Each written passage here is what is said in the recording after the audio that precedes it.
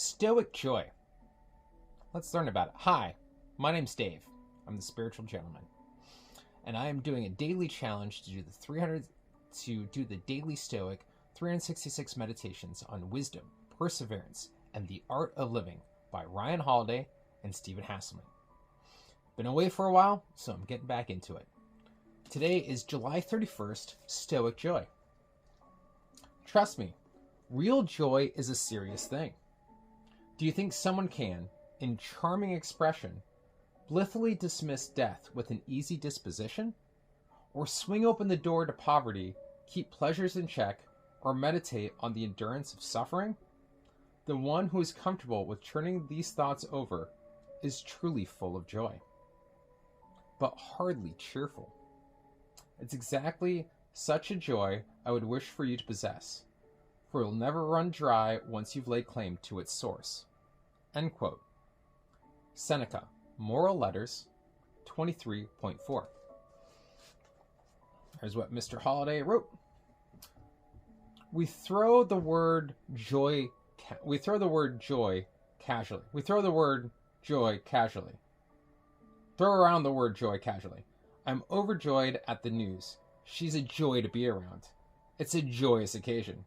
But none of these examples really touch on true joy. They are closer to cheer than anything else. Cheerfulness is surface level. Joy, to Seneca, is a deep state of being. It's what we feel inside of us that has little to do with smiles or laughing. So when people say that the Stoics are dour or depressive, they're really missing the point. Who cares if someone is bubbly when times are good? What kind of accomplishment is that? But you can be fully content with your life, you can bravely face what life has in store from one day to the next. You can bounce back from every kind of adversity without losing a step. You can be a source of strength and inspiration to others around you. That's Stoic joy. The joy that comes from purpose, excellence, and duty. It's a serious thing.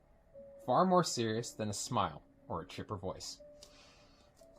Yeah, I like today's reading. This is a really interesting one because, we think of joy. It's like, oh, we got to be happy all the time and always joyful and smiling.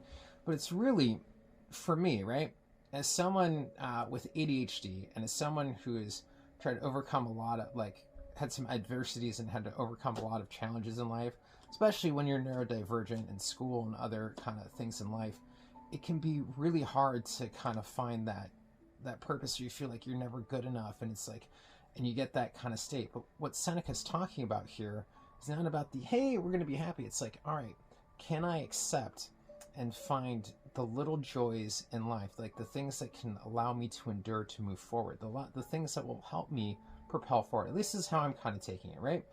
It's recognizing that, no matter, even if you're struggling in life and poverty, I'm living in a tiny cabin behind my fiance's house that leaks, and it's, I'm low on cash funds and don't know where my next kind of meal's coming from. I'm right now in a pretty struggling situation, but I'm also that deep sense of joy that I feel from making these videos, from reaching out, trying to help people with my coaching program, by being of service to others, by living by my values, even though I am physically struggling now with the outside things, my internal, the thing inside here, right? My internal being knows that these are challenges that allow me to overcome, right? I heard this quote once. In school, they give you the lesson and then they give you the lesson first, then the test. But life works a little bit differently. In life, it gives you the test first, and you have to figure out what that lesson is. Otherwise, you'll end up keep taking that same test over and over again until you learn that lesson.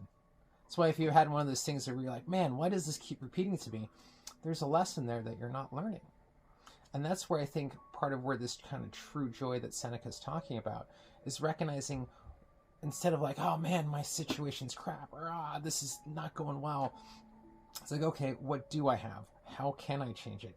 How can I get the most? How can I get gratitude out of this? I'm grateful for this leaky cabin. Otherwise, I'd be making this video in a tent. Like, it's one of those things. You have to recognize where you're at and the things that bring you purpose, peace, duty, and joy. And recognizing how all that can make it to the best part of your life, right?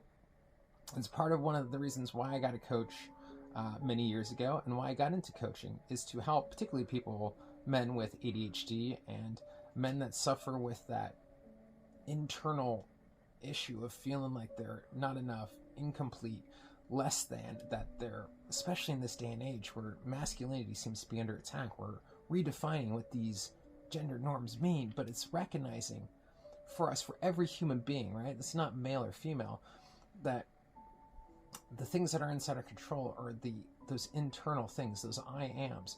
Finding that belief in taking joy in the small act, right? The small act of making a cup of coffee in the morning, chopping the onion, like getting dressed, brushing your teeth, recognizing, like just walking down the street, finding joy in the simple acts so that it embraces you to keep you grounded in life. I think that's all I got for today. Thank you so much for watching. I know I've been out of practice on this. Went back home to the States for a month or so. Got to see family, which was really nice, and brought a lot of sense of cheerfulness, but also brought some joy as well, because it was a joy to see my family again and really connect back with people in my hometown and my roots and my old friends and things like that, and finding that kind of peace. I think joy and peace kind of go hand to hand for me.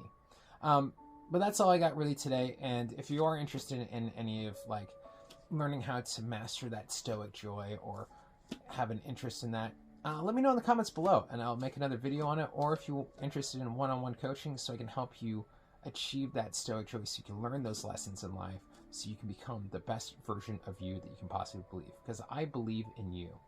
I know you can do it. You're an amazing and beautiful human being.